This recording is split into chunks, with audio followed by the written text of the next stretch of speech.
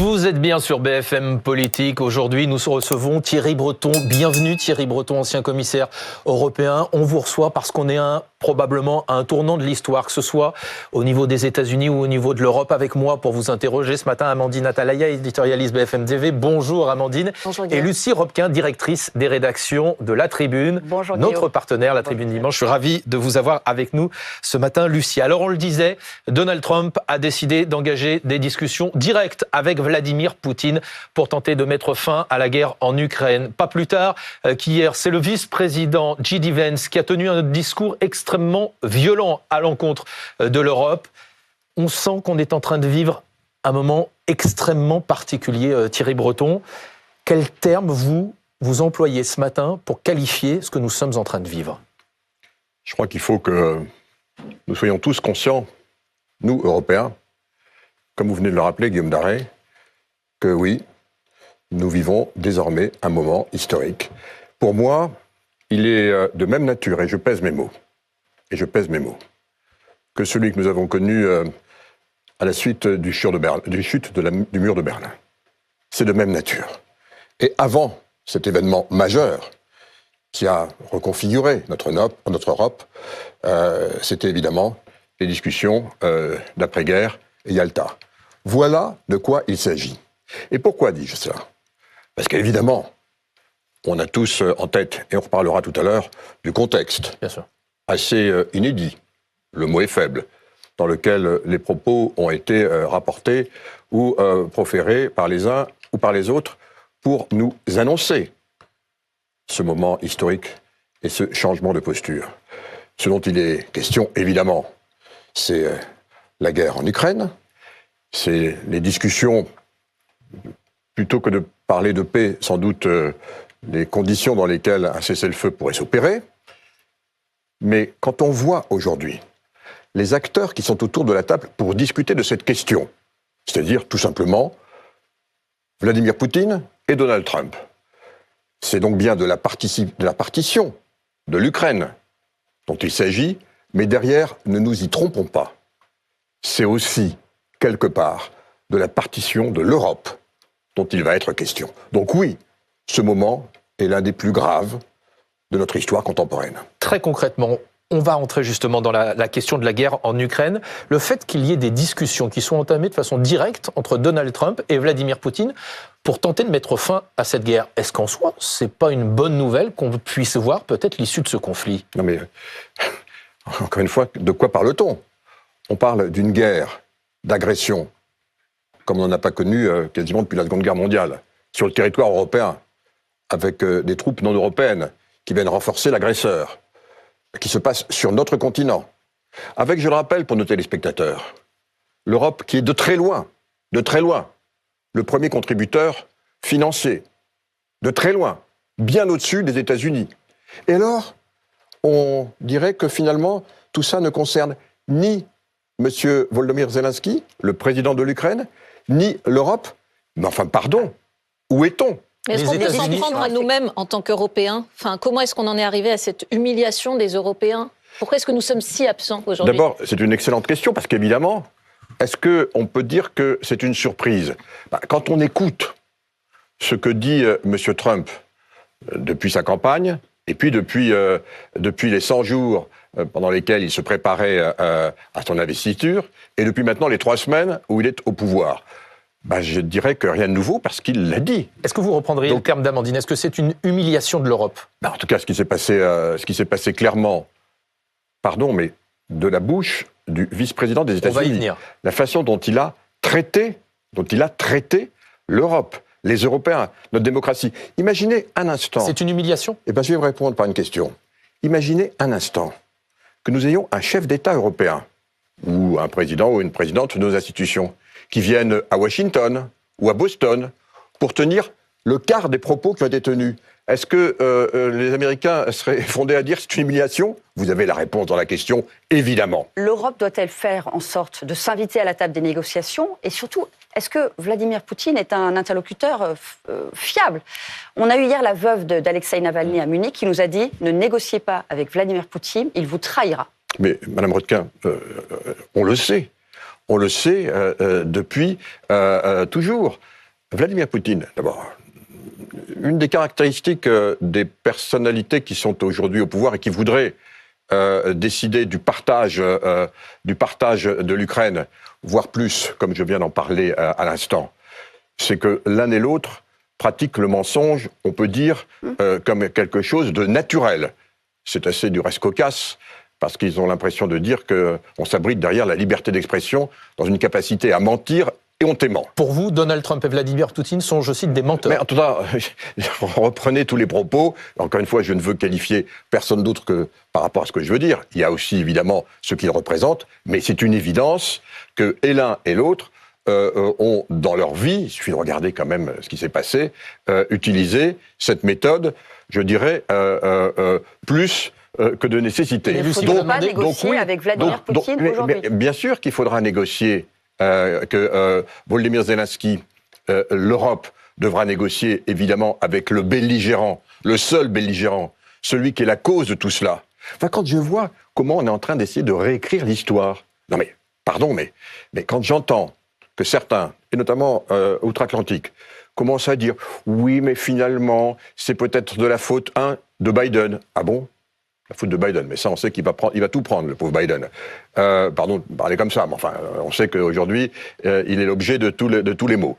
Mais oui, peut-être aussi de la faute des Européens. Mais quoi ? On voit que c'est de la faute des Européens, et c'est repris par la Maison-Blanche. Lucie, est-ce que Vladimir Poutine, Thierry Breton, est fréquentable ? Est-ce qu'on peut s'asseoir à la même table que lui ? Mais encore une fois, si jamais nous voulons qu'il y ait un cessez-le-feu, il faudra bien s'asseoir avec ceux qui sont les protagonistes. Et qui doit s'asseoir à la table des négociations. Alors voilà la bonne question. Donald Trump est une personnalité forte qui mène les négociations. Qui en Europe peut mener ces négociations ? Voilà la bonne question, parce qu'aujourd'hui, effectivement, et ça répond aussi un peu à votre question à laquelle je n'ai pas complètement répondu, au fond, il est absolument indispensable que l'Europe se mette d'accord pour désigner la personne, celle ou celui qu'il va présenter, qui va les représenter. Et il faut le faire tout de suite. On peut regretter... Donnez-nous un nom. Non, mais attendez, on peut regretter que ça n'ait pas eu lieu jusqu'à présent.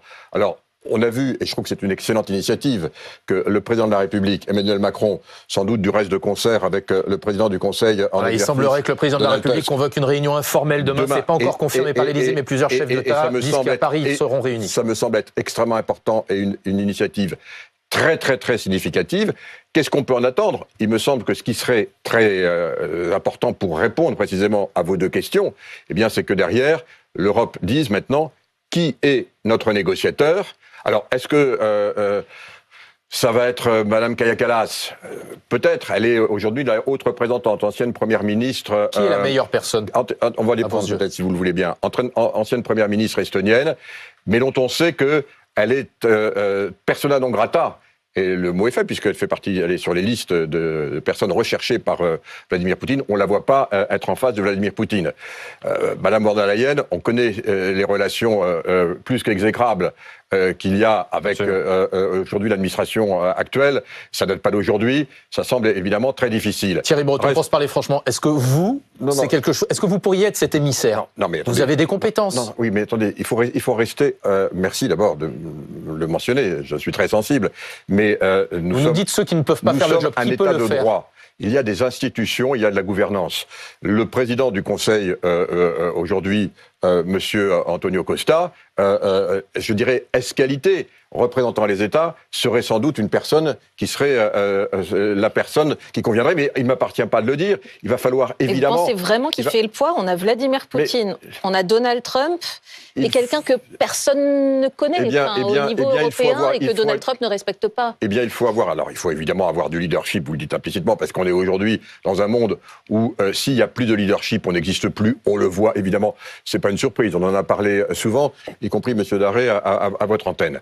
Mais derrière cela, évidemment, il y a le poids de ce qu'on représente par rapport à la force des institutions. Aujourd'hui, je le dis, c'est vrai que pour moi, Antonio Costa a ce poids. On verra bien. Mais vous, les chefs d'État... Est-ce que vous, c'est une mission qui pourrait vous intéresser ? M. Larry, c'est très gentil, mais c'est pas à moi de répondre à cette question. On parle. D'abord, merci. Si on vous contacte, vous accepterez. Écoutez, merci de le proposer et de faire part à qui de droit. On en verra pas le votre CV, sujet. Voilà, c'est pas le sujet. Le sujet, c'est encore une fois de faire en sorte que très vite, les États européens, l'Union européenne, les institutions européennes décident de celui ou celle qui sera le représentant dans ces négociations et poussent ensuite pour que ce soit juste, je dirais, comme on dit en bon français, un no-brainer, c'est-à-dire quelque chose qui n'est même pas négociable, question pas courte, discutable. Thierry Breton, question courte, réponse courte. Est-ce que Emmanuel Macron doit reprendre contact avec Vladimir Poutine? Est-ce qu'il doit le rappeler? Eh bien, moi, ce que je crois, oui ou non? Ce que je crois, c'est qu'il faut maintenant d'abord garder son sang-froid dans ce moment historique, on en parle depuis le début de cette émission,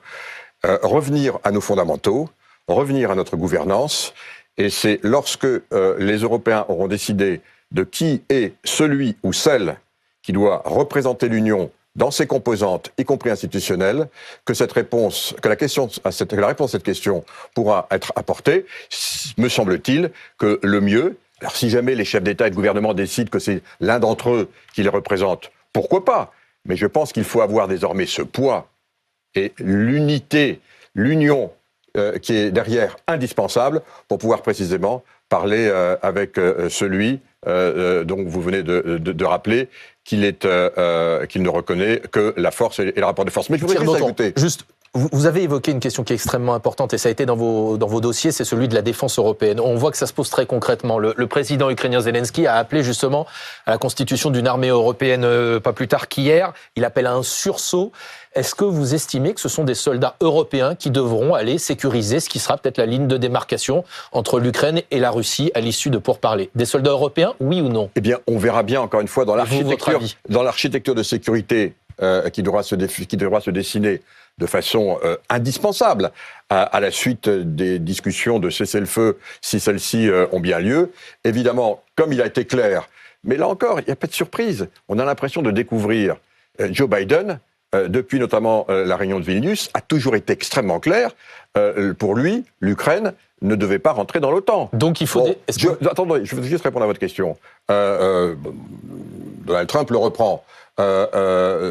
Trump dit de façon très claire, Biden l'avait déjà évoqué, qu'il n'y aura pas de soldats américains pour sécuriser cette ligne de potentiellement démarcation. Donc oui, bien sûr, si ce travail doit avoir lieu, les Européens devront être impliqués. Est-ce que ça veut dire que l'OTAN n'a plus de raison d'être? Est-ce que cette armée européenne sous-entend que l'OTAN est en état de mort cérébrale, comme avait dit Emmanuel Macron il y a quelques années? Et là, on touche le deuxième point fondamental, dans ce moment historique que nous vivons. Il faut bien voir que depuis la Seconde Guerre mondiale, l'Europe, quand je dis l'Europe, c'est 26 sur les 27 États membres, vivent à l'abri du parapluie américain. Et quand je dis, et je vais dire des choses graves, quand je dis à l'appui du parapluie américain, ça veut dire du parapluie nucléaire américain. Et donc, le choix a été fait. Entendez-moi bien. Par les 26, et l'Allemagne le premier, de préférer se mettre à l'abri des Américains, y compris pour l'arme ultime, la dissuasion, et je parle évidemment de la dissuasion nucléaire, plutôt que sous le parapluie français. Ce choix, il a permis d'être là où nous en sommes, avec aussi 70 ans de paix, sur le continent européen. Et comment Thierry Breton, eh bien, je vous le dis, pardon, mais c'est tellement grave ce que je vais dire, eh bien, je vous le dis de façon très claire. Pour répondre à cette question, il faut évidemment que l'OTAN continue.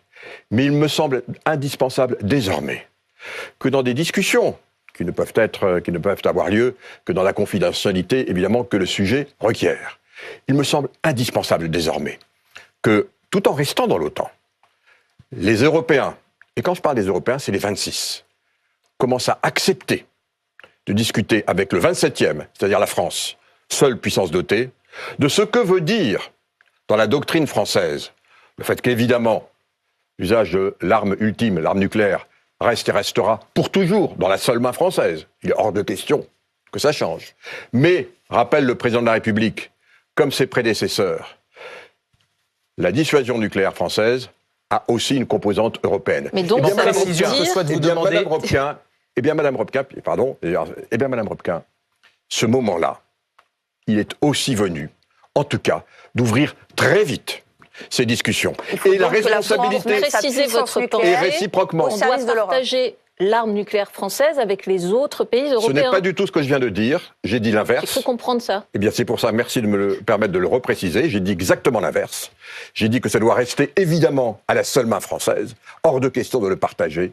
J'ai simplement dit, madame, que depuis maintenant 4 présidents de la République, on indique que la dissuasion nucléaire française a aussi, sans en préciser davantage, un contenu, une dimension européenne. Vous dites que l'Europe doit se mettre sous le parapluie nucléaire français. Eh bien, comme l'Europe aujourd'hui, les 26 sont sous parapluie nucléaire américain, je ne dis pas exclusivement, mais je dis qu'il faut maintenant. Ou alors, je vais vous dire ce qui va se passer. On est dans une logique transactionnelle.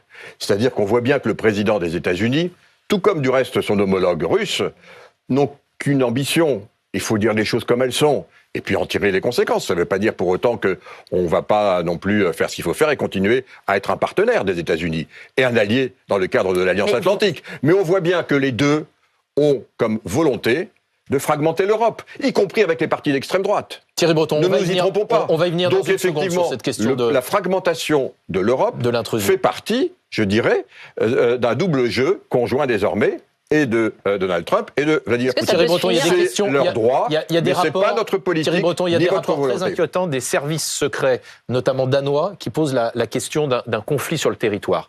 Oui, tout à fait. D'ailleurs, Volodymyr Zelensky nous a indiqué hier que la Russie était susceptible de déployer des troupes en Biélorussie, avec cette possibilité d'attaquer un pays européen dans les années qui viennent. Est-ce que vous craignez, vous aussi, qu'une guerre puisse embraser l'Europe dans les années qui viennent ? J'ai essayé d'aborder cette question dans nos propos liminaires, en vous disant qu'il fallait que nous abordions désormais la phase dans laquelle nous entrons comme étant potentiellement, je dis bien potentiellement, une sorte de partage nouveau de l'Europe, dans lequel, évidemment, ce type de dialectique, 150 000 soldats russes maintenant parqués potentiellement en Biélorussie, le chef des services de renseignement allemand qui dit que dans les 5 ans, il y aura sans doute une volonté très claire de la part de Vladimir Poutine. Ça vous semble crédible, une guerre sur le sol de l'Union européenne ? Mais tout est crédible aujourd'hui, depuis maintenant 20 jours. Tout est crédible. Il faut que nous en soyons conscients. C'est le cas également des services secrets danois. Oui. Et je ne parle pas des services secrets estoniens qui le disent depuis longtemps. Donc bien sûr que ceci fait partie aujourd'hui du champ des possibles. À charge pour nous de régler 2 problèmes, de s'attaquer à 2 problèmes. L'augmentation de notre capacité de production de la défense, qui était vraiment mon travail et qu'on a commencé à faire à la vitesse grand V. Il faut le poursuivre et l'accélérer. Et puis la question ultime que j'ai posée, que j'ai mise sur la table il y a un instant. Thierry Breton, hier à Munich, les Américains ont tenu un discours particulièrement offensif contre l'Union européenne. Le vice-président a dénoncé, je cite, le renoncement à certaines de ses valeurs les plus fondamentales à ses yeux de l'Union européenne. Il estime, je cite, qu'il y a un recul de la liberté d'expression en Europe. Qu'est-ce que vous lui répondez ? Écoutez, vous savez, on commence, pardon de le dire comme ça, parce que c'est le vice-président des États-Unis, donc on le respecte par définition à sa qualité. Mais on commence déjà, ça fait 20 jours, on commence déjà à être fatigué d'interpréter ce que veut dire M. Musk avec son fils sur les épaules lorsqu'il dit ci ou ça, ce que dit maintenant M. Mais là, ça a l'air très clair. Il dit qu'il y a un recul de la liberté d'expression. J.D. Vance. Il faut d'abord voir avec qui on parle. D'abord, en tout cas, Musk, c'est différent parce qu'on ne sait pas qui il est. On ne sait pas qui il est, est-ce qu'il est élu, est-ce qu'il est nommé, comment, il y a des grandes questions. J.D. Vance, il est le vice-président des États-Unis, donc il est une personnalité, évidemment, que nous devons respecter. Recul de la liberté d'expression. J.D. Vance, il ne faut jamais oublier qu'il est quand même celui qui avait dit qu'il ne voterait jamais pour Donald Trump. Je le rappelle quand même à nos téléspectateurs pour voir toujours à qui on parle et comment il faut parler. Est-ce que vous n'avez pas désiré d'entendre ça, Thierry Breton, et est-ce qu'il n'est pas temps de leur répondre plus fermement ? Parce que l'Europe n'est pas trop gentille. J.D. Vance est celui qui avait dit qu'il ne voterait jamais pour Donald Trump avant de voter pour lui et de le soutenir parce qu'il le qualifiait de potentiellement, excusez-moi, je mets des guillemets, c'était ses propos, Hitler de l'Amérique. Donc voilà les personnes qui sont là. Alors, on doit évidemment, nous, intégrer tout ça avec beaucoup de recul et de respect pour les fonctions. Mais oui, bien sûr, l'Europe, vous avez raison, l'Europe doit désormais parler. L'Europe doit parler et il est absolument urgentissime que l'Europe se mette d'accord. Nous avons des institutions, mais quand est-ce qu'on va le faire ? On va encore attendre des semaines avant de trouver quelqu'un qui puisse répondre. J'en suis convaincu, en tout cas, je le souhaite vivement. Et je pense sincèrement que l'initiative qui a été prise par le président de la République, soutenue visiblement, on le verra demain, par un nombre important de ses collègues, de se réunir pour organiser, je dirais, notre réaction, notre réponse doit nous permettre de définir une seule voie. Vous avez raison. Est-ce que c'est un peu tard ? Oui, on peut le dire. Thierry Breton, une question pour vous, parce que le vice-président s'est adressé directement à vous. Et oui, vous avez été directement attaqué hier par J.D. Vance, qui estime que vous faites barrage aux valeurs démocratiques en questionnant notamment la légitimité des élections qui ont lieu en Roumanie. Que répondez-vous à J.D. Vance ? Alors, ça fait partie effectivement de cette logique libertarienne dont j'ai cru comprendre que maintenant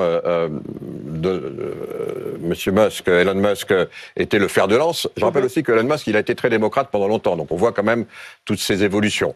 Alors peut-être que Monsieur J.D. Vance fait partie aussi de cette logique ultra-libertarienne qui estime que quand on a décidé nous-mêmes, et quand je dis nous, c'est nous, Européens, de mettre en place des règles simples pour organiser notre espace informationnel. C'est-à-dire l'espace que les parents connaissent bien, tous ceux qui nous écoutent aujourd'hui, ils voient bien que leurs enfants passent désormais des heures et des heures dans cet espace numérique, cet espace informationnel, à travers cette petite porte, cette petite fenêtre qui est leur smartphone.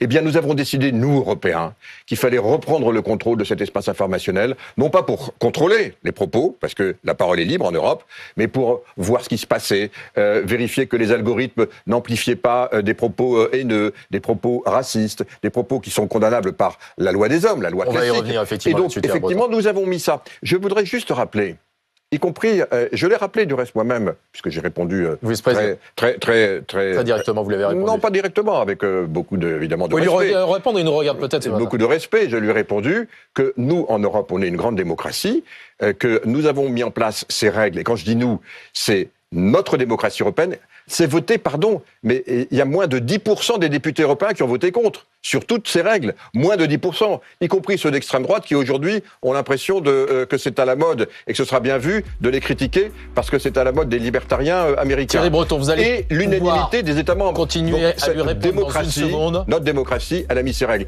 Alors, vous êtes bien sur BFM Politique, notre invité, l'ancien commissaire européen Thierry Breton, avec qui on essaye de comprendre ce moment de bascule historique que nous sommes en train de vivre avec Donald Trump, Vladimir Poutine qui négocie, on peut le dire, sur le dos des Européens, une paix possible en Ukraine. Cette question aussi de ceux qui sont aux côtés du président américain. Il y en a un d'entre eux, il s'appelle Elon Musk, vous le connaissez bien.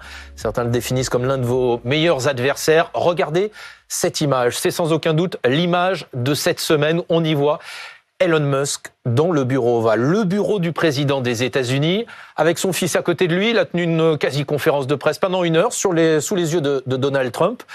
Pour vous, qu'est-ce que ça dit, cette image ? Quelle est sa place aujourd'hui dans l'administration américaine ?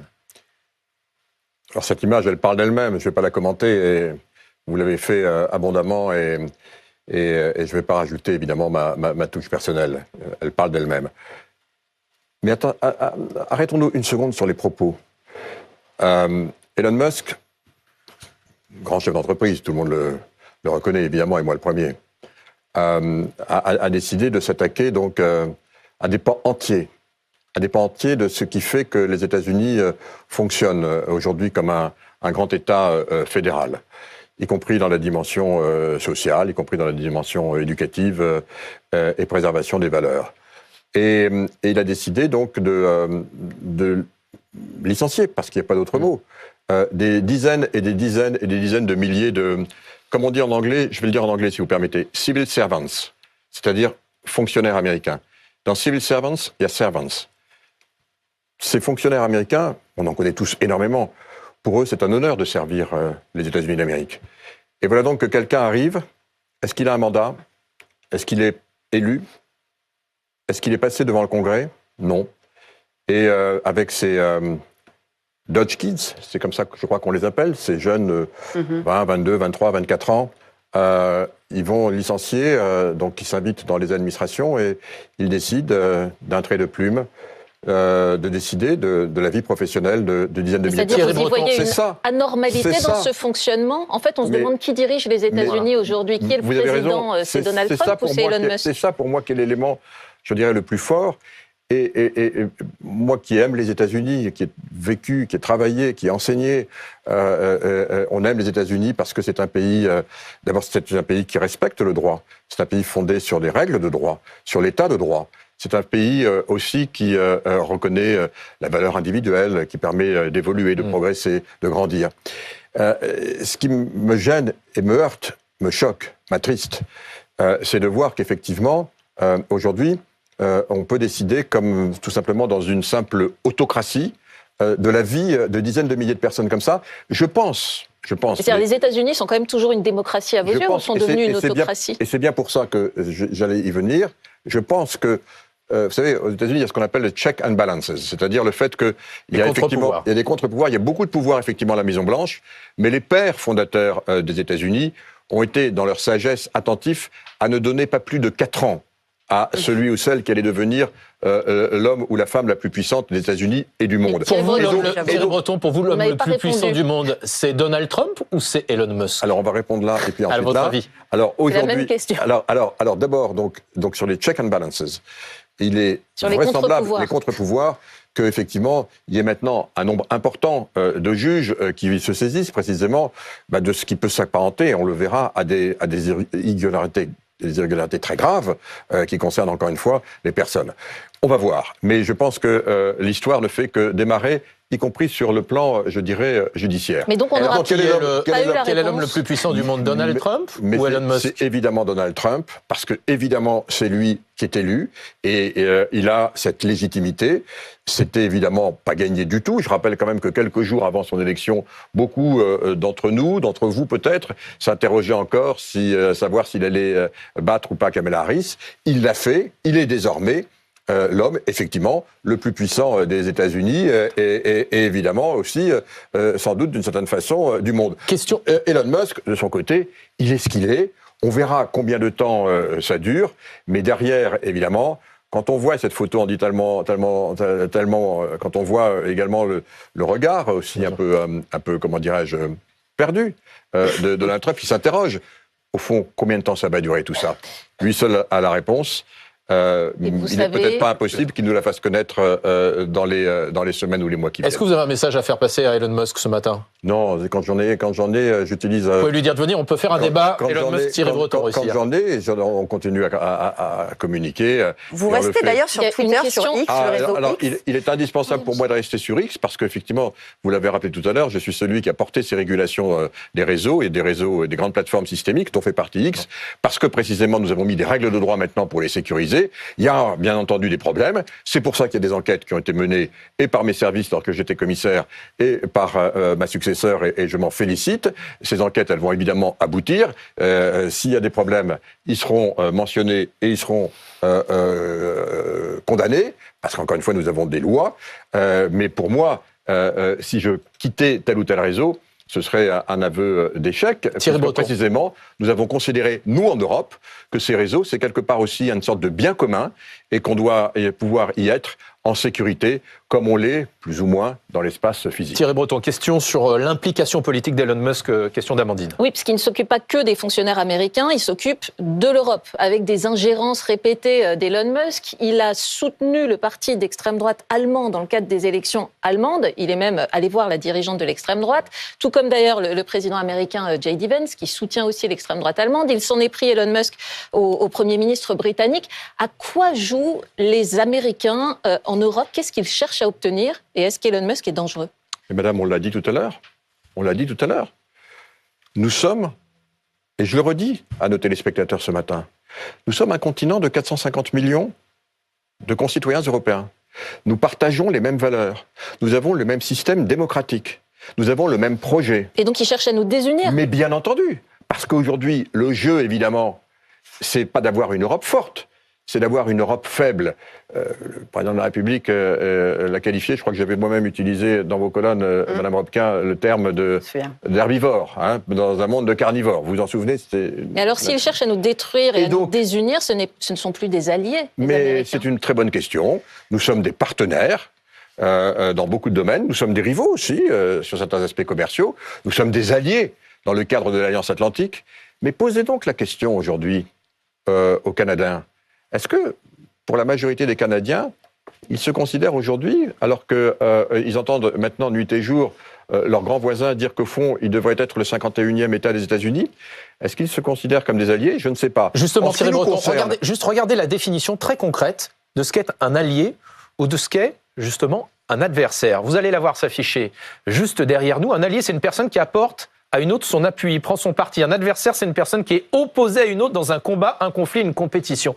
Aujourd'hui, les États-Unis de Donald Trump, quand vous voyez ces définitions, un allié ou un adversaire? Dans le cadre de l'OTAN, et je le répète, c'est pour ça que j'ai précisé, dans le cadre de l'OTAN, nous sommes évidemment des alliés, parce que nous sommes réunis par ce fameux article 5, dont je rappelle à nos téléspectateurs qu'il dit que si l'un des pays membres de l'Alliance est attaqué, alors les autres se modifient. Et hors du cadre de l'OTAN? Mais attendez, je vais juste aller jusqu'au bout.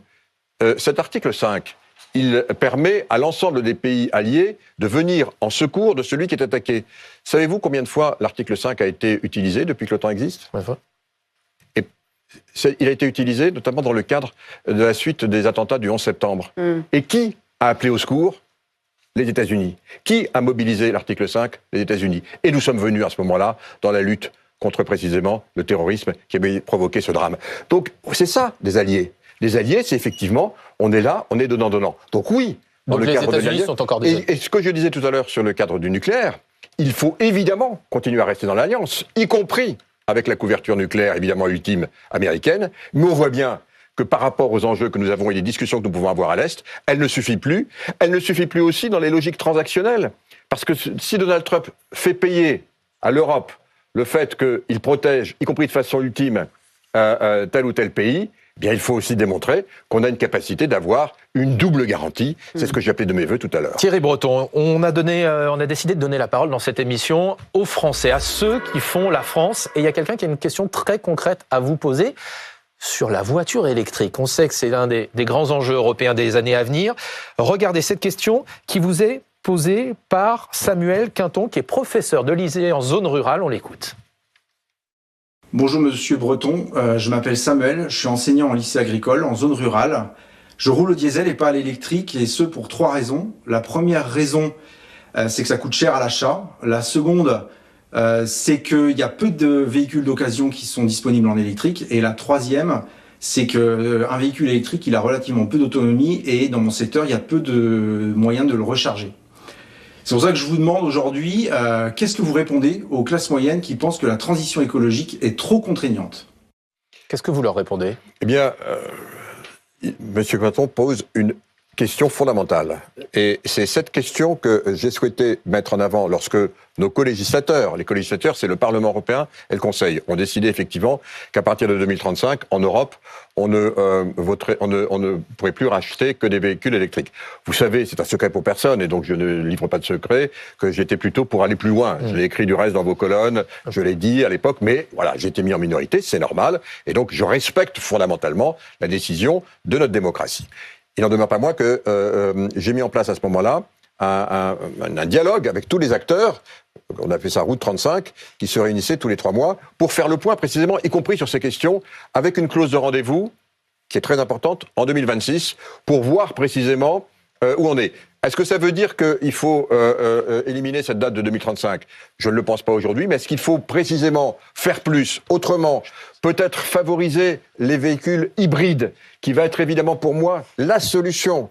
Donc oui, il va falloir vraiment qu'on ait d'un accompagnement. Ça concerne très précisément tous ceux, comme ça vient d'être rappelé, qui vivent dans des zones où tout simplement il n'y a pas de borne électrique. Ouais. C'est aussi simple que ça. Aujourd'hui, il n'y a que 3 pays qui ont des bornes électriques. Il y a l'Allemagne, la France et les Pays-Bas. Et il faut qu'on ait les 27. Dans un instant, Lucie, je vais vous donner la parole pour le choix de la tribune. Oui. Ça va être à vous. On a des questions très précises, notamment sur le budget. Juste pour terminer sur cette question de la voiture électrique, question courte, réponse courte. Il y a certains automobilistes, on parlait d'Elon Musk, qui se disent en désaccord avec lui, qui appellent à un boycott de Tesla. Est-ce qu'il faut boycotter Tesla, oui ou non ?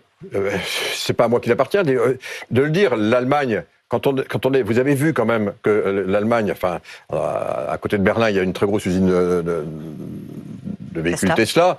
Et qu'est-ce qu'ont fait les salariés ? Ils ont mis en grande photo la photo d'Elon Musk faisant un salut dont certains ont pu dire qu'il pouvait s'apparenter à un salut nazi, avec tout ce que ça a. Tout ce que ça a, je ne prends pas position là-dessus, tout ce que ça a, encore une fois, de connotation, y compris dans un pays comme l'Allemagne. Pas de boycott. Donc ne nous étonnons pas qu'aujourd'hui, on ait moins 63% de ventes de véhicules Tesla en Allemagne. Parce que, évidemment, après ça, c'est le consommateur qui achetait des Tesla, en tout cas aux États-Unis. C'était plutôt ceux qui croyaient précisément à la lutte contre le réchauffement climatique. On voit ce que Donald Trump en fait. Vous avez maintenant, pour répondre à votre question, une autre façon d'y répondre, beaucoup de voitures aux États-Unis, Tesla, sur leur pare-choc arrière, mettre ce qu'on appelle des bumper stickers, c'est-à-dire des autocollants sur lesquels il est écrit « Sorry, I didn't know ». Excusez-moi, mais je ne savais pas. Lucie Robquin, le choix de la tribune, je vous laisse la parole. Les retraites. Le choix de la tribune, les retraites, nous nous penchons en profondeur ce matin dans les colonnes de la tribune dimanche sur cette question. Pourquoi ? Parce que les partenaires sociaux se retrouvent dans une dizaine de jours pour revoir les grands équilibres de la réforme. Et pourquoi pas remettre en cause l'âge de départ à 64 ans ? Ma question est simple. François Bayrou a-t-il raison de remettre ce dossier sur la table ? Ça faisait partie des conditions qu'il a dû, mettre sur la table, échanger, donner, pour réussir enfin, après avoir consommé, si vous permettez cette expression un peu triviale, 3 gouvernements successifs, et donc 3 premiers ministres. Et donc finalement, avoir enfin un budget. Il est ce qu'il est, il n'est pas glorieux, mais enfin au moins il est là. Donc ça faisait partie des concessions. Maintenant, j'ai lu avec attention votre dossier, qui est extrêmement intéressant, et qui montre finalement qu'il y a une opposition, je dirais, peut-être d'évaluation, de chiffrage, de principe, entre le premier président de la Cour des comptes, M. Pierre Moscovici, et le Premier ministre, qui, je le rappelle, avait été aussi le haut-commissaire au plan, et qui s'était beaucoup impliqué sur ces dossiers. Je serais plutôt à suivre le Premier ministre, et notamment sur ses évaluations. C'est-à-dire à penser que le déficit est nettement plus élevé que ce que l'on dit aujourd'hui. Je pense qu'il a raison. Et je pense il vaut mieux l'écouter plutôt que de se dire finalement c'est pas si grave que ça. Parce qu'il a raison. Et donc oui, c'est un sujet majeur. Alors, à partir du moment où on partage de façon claire donc l'ampleur, je dirais, du déficit. François Bayrou nous dit que l'augmentation de la dette depuis que Emmanuel Macron est président de la République, 1000 milliards, il estime qu'il y en a en gros une moitié qui vient précisément du déficit des retraites. Je crois qu'il faut qu'on en soit conscient. Et donc, c'est pas la peine, encore une fois, de minimiser ou d'essayer de se dire encore une minute, monsieur le bourreau, parce que la situation est là. Donc, qu'on en discute avec les partenaires sociaux, ça me semble être une très bonne chose, de façon à ce que chacun partage précisément l'ampleur du sujet qui est devant nous. Je rappelle quand même, juste pour nos téléspectateurs, qu'on est le pays d'Europe qui a les finances publiques les plus dégradées. On est le seul à tourner aujourd'hui avec un déficit qui est supérieur à 6%, des 27. Est-ce qu'on vit mieux en France qu'ailleurs ? Je ne suis pas sûr. Thierry Breton. Donc comment ça se fait ? Il faut se poser cette question. L'un des autres aspects qui est en jeu, c'est notamment la question du respect ou non des 3% de déficit du PIB en Europe. Lucie Robquin, il y a Emmanuel Macron qui souhaite faire bouger cette règle. Revoir cette règle des 3%, est-ce que c'est légitime de remettre en cause cette règle européenne des 3%? Non mais ce qui est légitime, c'est d'arrêter d'augmenter notre dette de façon... Certains patrons, d'ailleurs, craignent une crise financière en France. Est-ce que vous-même, vous craignez... D'abord, sur la première question, je rappelle à nos téléspectateurs que 3%, ça a l'air tout petit. 3%, ça veut dire que 3%, c'est 100 milliards. Ça veut donc dire que si on dit que c'est très bien, on est à 3% de déficit, ça veut dire qu'on crée quand même 100 milliards d'euros de plus de dettes par an. Mais qui va payer, madame ? Qui va payer ? On va faire ça pendant combien de temps ? Donc même cette règle des 3%, c'est pas quelque chose qui sort du ciel comme ça. C'est tout simplement parce qu'il y a un moment où ça devient insoutenable. Eh bien, je le redis ce matin à votre antenne, ça devient insoutenable que la France soit incapable, seul pays d'Europe, à bâtir un budget qui soit pas en déficit majeur. On est à 6% aujourd'hui. Ça veut dire que c'est pratiquement 180 milliards d'euros de plus qui partent de nouveau dans la dette. Nous allons donc vers une crise financière ? Pas encore. Vous savez pourquoi ? Parce qu'on a beaucoup d'épargne. Et donc, effectivement, les marchés financiers savent qu'à la fin, si jamais il y a un problème, on ira chercher l'épargne des Français pour payer le remboursement de la dette. C'est la raison pour laquelle nous ne sommes pas encore attaqués, comme l'Angleterre l'a été après les folies de Madame Liz Truss. Thierry Breton. Mais si on ne corrige pas la trajectoire, alors oui, ça nous arrivera un jour. Thierry Breton, cette information qui nous est confirmée à l'instant, le président français Emmanuel Macron réunira donc bien demain à Paris les principaux pays européens pour des discussions portant, je cite, sur la sécurité européenne. Comment vous réagissez ? Je m'en réjouis et je trouve que c'est une excellente initiative. J'espère qu'ils seront nombreux à venir. Est-ce qu'il est temps qu'on propose un plan de paix ? Mais encore une fois, il est temps d'abord de s'harmoniser. Avant d'un plan de paix, est-ce que c'est un plan de paix ? Est-ce que c'est un plan de cessez-le-feu ? Il est temps d'abord de s'harmoniser, de décider comment parler d'une seule voix et de nous donner les moyens de nous faire entendre. Et on a des moyens. Je rappelle que nous sommes, encore une fois, un très grand continent. Je rappelle encore une fois que nous sommes aujourd'hui le premier marché numérique du monde libre, que nous sommes le premier marché intérieur. Donc on est très important. Contrairement à ce que dit M. Donald Trump, c'est 1500 milliards de dollars que nous achetons, nous, aux États-Unis, et que nous vendons. Donc c'est très important. On est très important pour la Chine. Donc oui, il faut qu'on pèse aujourd'hui de notre poids, et c'est important de le rappeler. Thierry Breton, sur la scène politique française, il y a deux hommes qui ont décidé de s'affronter pour la tête des Républicains. Est-ce que vous êtes plutôt Laurent Wauquiez ou Bruno Retailleau? Si vous deviez choisir entre les deux, vous choisissez lequel? Non mais... Bon, je connais bien les Républicains, puisque j'ai été très proche, comme vous le savez, de Jacques Chirac. Absolument. Bon, écoutez, aujourd'hui, je crois que tout le monde le voit, Bruno Retailleau fait un parcours exceptionnel. Il fait un parcours exceptionnel, et vous savez pourquoi? Parce qu'au fond, il incarne d'abord, il a la sagesse de la continuité, un peu du sénateur aussi, parce que les sénats, il y a de la sagesse, il y a du temps. Il a parfaitement compris les enjeux des Français, il les traduit. Il est crédible, donc je pense qu'aujourd'hui, vous voyez quand même qu'entre les deux, bon, pas à moi à choisir, je ne suis pas membre des Républicains, mais il est clair que je prédis un grand avenir pour Bruno Retailleau. Alors justement, un dernier, regardez, entre Vladimir Poutine et Donald Trump, si vous deviez dîner avec l'un des deux ce soir, vous choisissez qui à votre table? Sans hésiter, Donald Trump. Je l'ai déjà fait du reste, donc ce sera recommencé. Merci beaucoup Thierry Breton d'avoir été avec nous ce matin.